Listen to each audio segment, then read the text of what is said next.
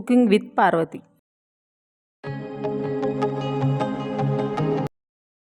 నోరూరించే తెలంగాణ స్టైల్లో chicken curry. Stove on చేసి కడాయి పెట్టుకోవాలి. కడాయి వేడయ్యాక ఆయిల్ పోసుకోవాలి.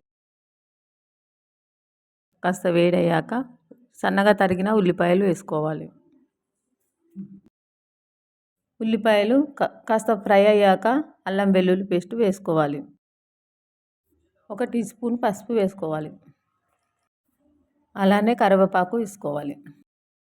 దూరగా ఫ్రై అయ్యాక ముందుగా కడిగి పెట్టుకున్న చికెన్ను వేసుకోవాలి. బాగా మిక్స్ అయ్యేలాగా కలుపుకోవాలి. కలిపి కాస్త మగ్గనివ్వాలి.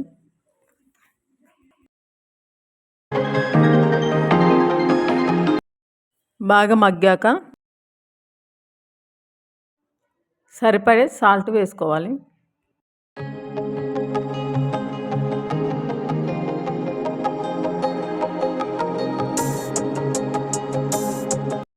తగినంత కారం వేసుకోవాలి.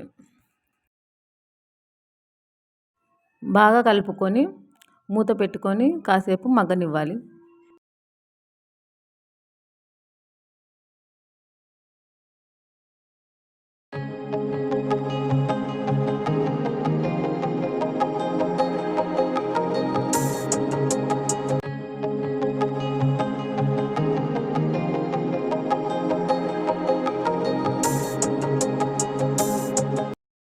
కొంచెం ఫ్రై అయ్యాక తగినన్ని నీళ్ళు పోసుకోవాలి.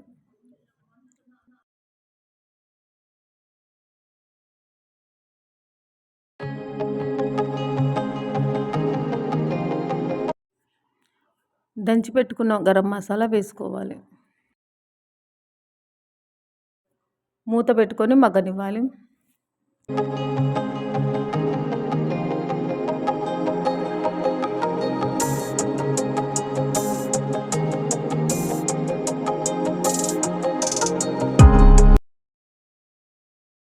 నోరూరించే Telangana style chicken curry ready.